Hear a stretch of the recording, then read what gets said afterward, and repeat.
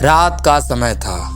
आसमान में काले बादल छाए हुए थे और हल्की बारिश हो रही थी। राघव अपने पुराने गांव चंदनपुर लौट रहा था।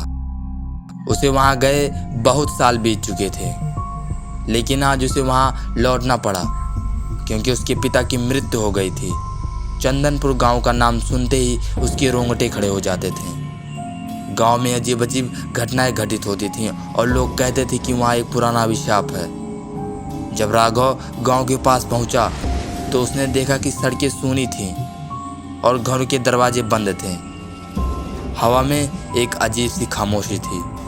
उसने देखा कि गांव के मंदिर के पास कुछ लोग जमा थे। जब वह वहां पहुंचा तो उसने देखा कि वे लोग उसके पिता के अंतिम संस्कार की तैयारी कर रहे थे। राघव ने गांव के बुजुर्ग पंडित से पूछा, पंडित जी, ये गांव इतना सूना क्यों है? लोग कहाँ गए?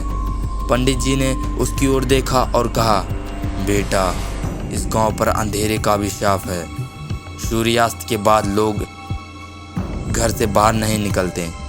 कहते हैं कि अंधेरे में यहाँ कुछ भयानक होता है। राघव को पंडित जी की बातें अजीब लगी, लेकिन उसने ज़्यादा सवाल नहीं किया। उसने सोचा कि यहाँ सिर्फ लोगों का वहम है।